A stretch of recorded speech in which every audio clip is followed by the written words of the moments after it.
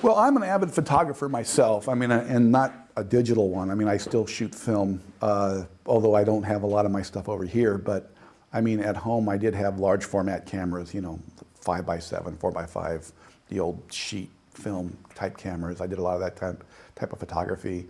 I always, in high school or even earlier than that, we always used to steal my dad's Super 8 cameras and make movies.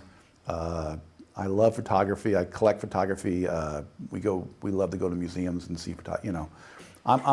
I do like art, painting. A lot of colorists I know take great inspiration from the early masters like Rembrandt. They love to look at their lighting in the classics, you know, the old classic art, which is a great place to start. Any art student would start there. Myself, I tend to get very inspired by things in print.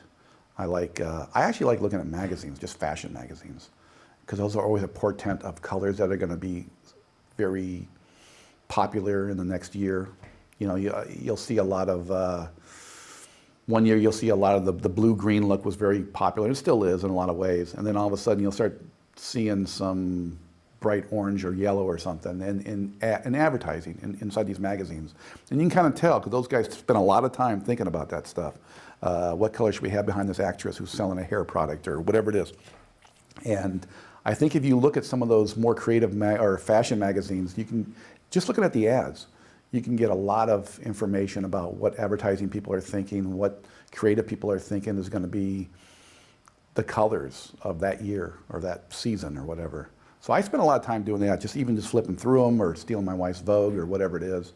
I love looking at print. I love looking at magazines. I think they're just really interesting mediums for print look. I like the look of them. I like the way they're printed out, and they're always, especially the real high fashion ones, that they spend a lot of time doing that.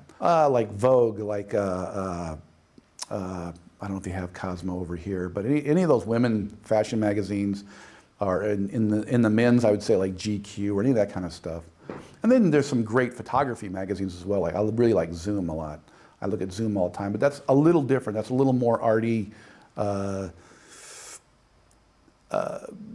museum quality stuff. But if you're doing commercials, if you're working in a commercial medium as a colorist, looking at fashion magazine, Wallpaper is a great one.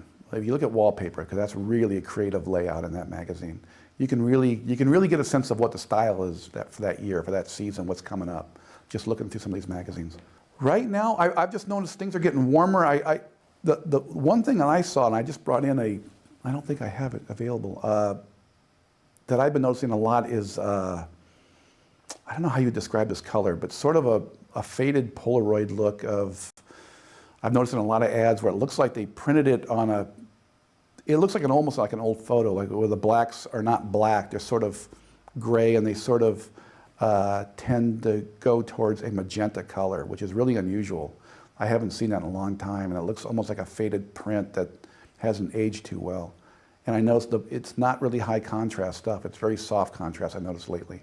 It's very hard to do on video to make it look good too. I noticed that a lot of the Swedish commercials do have sort of a low contrast, desaturated look, so maybe they're ahead of the curve on that. But I've been noticing that a lot in advertising, that there's sort of this magenta and the blacks kind of look, and towards almost a direct opposite of where things have been for a long time, bluish green. It's more in the warm magenta area that I've seen a lot of that into the palette used lately.